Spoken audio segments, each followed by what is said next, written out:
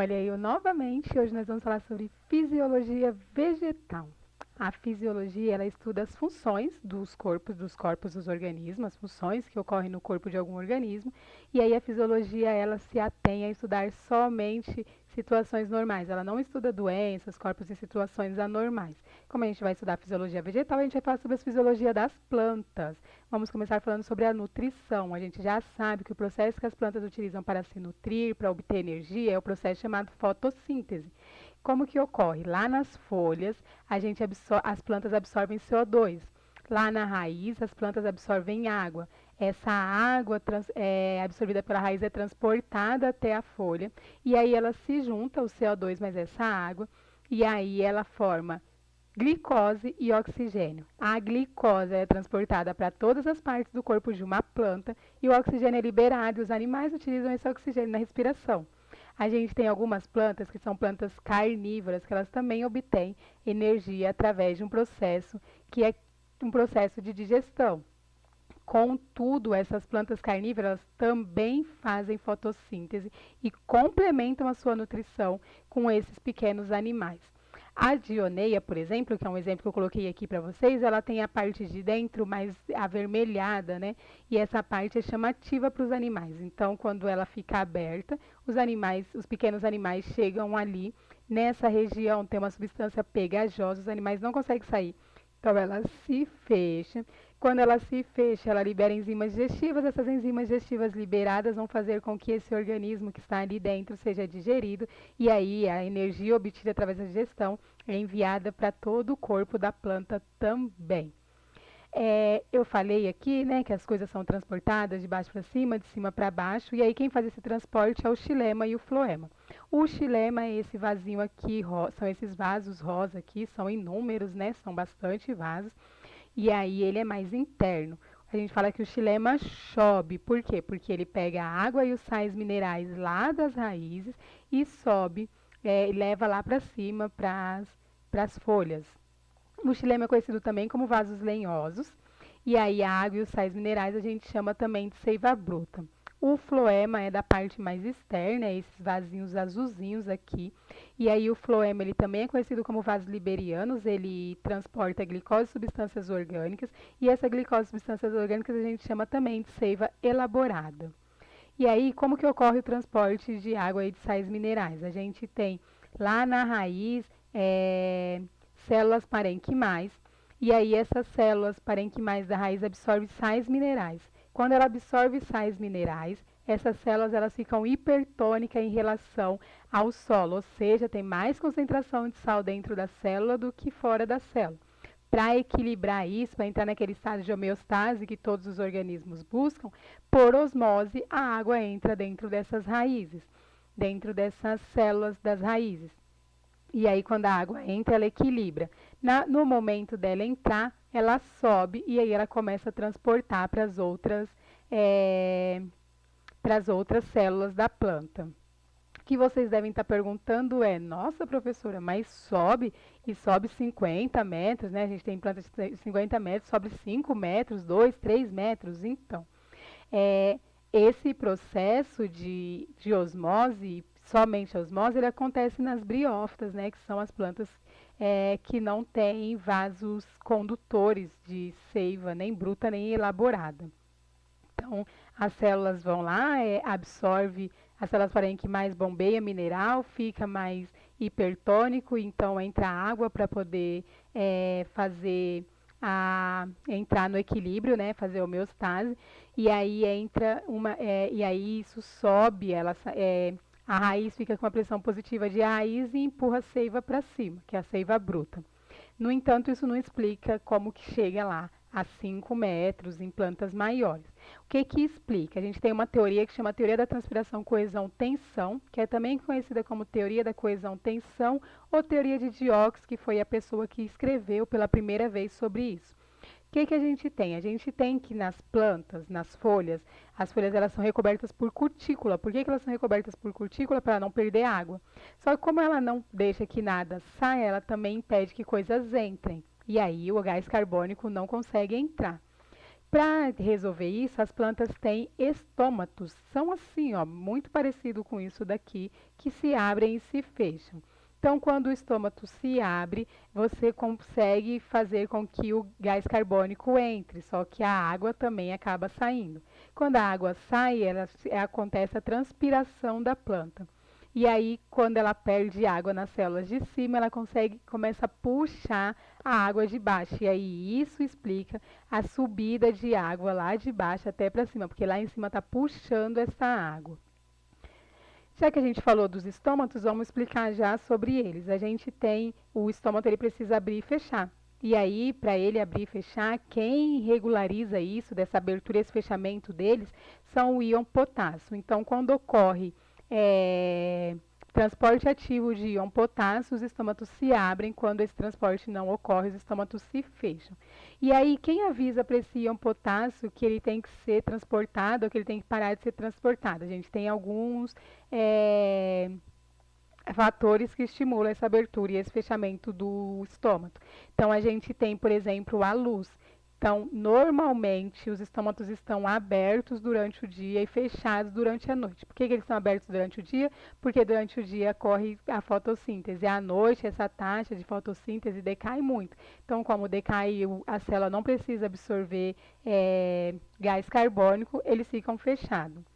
O gás carbônico é um aviso que o estômago precisa abrir ou fechar. Então, se a planta tiver com baixa concentração de gás carbônico, os estômatos se abrem para poder entrar gás carbônico. Só que existe o fator água. E aí o fator água, ele é soberano sobre todos os outros fatores. Por quê? Porque se a gente tiver pouca água dentro da planta, essa planta pode vir a desidratação e morrer. Então, para ela não morrer, ela fica com os estômatos fechados lá. Se ela tiver em escassez de água, os estômatos vão ficar fechados, ainda que tenha luz e ainda que haja escassez de gás carbônico. Então, a água ela é soberana sobre tudo isso. Quando você tem pouca água, você tem um hormônio chamado ácido abscísico, que ele inibe o transporte ativo do íon potássio, e aí os estômatos ficam ali completamente fechados.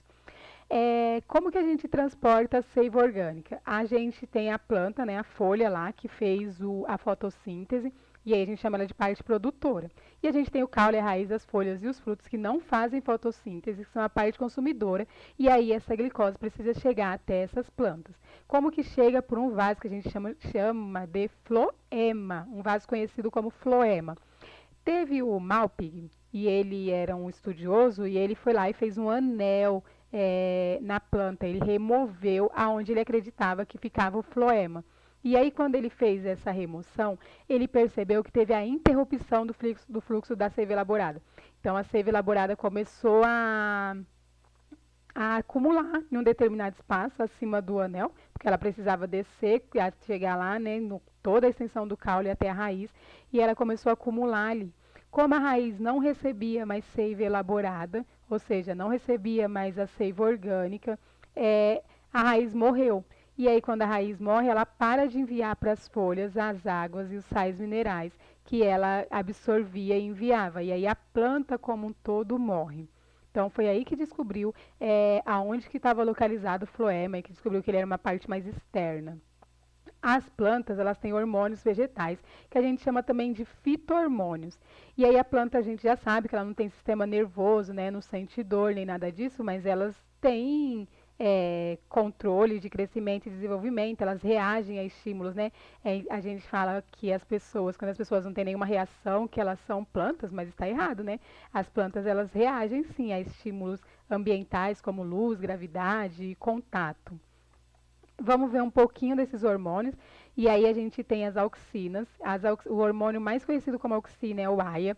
As auxinas, elas estão relacionadas ao crescimento. E aí o que esse AIA faz? Ele destrói a parede celular das plantas. E aí quando ele destrói essa parede celular, os vacúolos centrais aumentam. E aí isso provoca o alongamento de caules e raízes. Ele também estimula o desenvolvimento de frutos.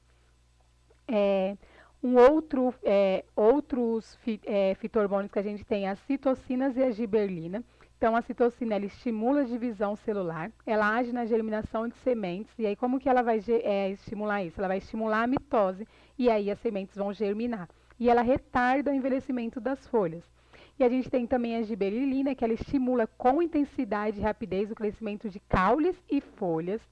Ela não tem efeito no desenvolvimento das raízes, então a giberelina não serve para a raiz. E ela promove a germinação de sementes e quando ela está junto com as auxinas, elas desenvolvem também os frutos. Esses fito-hormônios, muitas vezes, eles são utilizados mesmo. As pessoas, os biólogos produziram fito-hormônios artificiais e as pessoas utilizam para, eu quero que minha planta cresça mais isso ou que ela cresça mais aquilo, então é utilizado. O ácido abscísico, ele tem esse nome porque antigamente acreditava que ele que fazia a abscisão das folhas e dos frutos.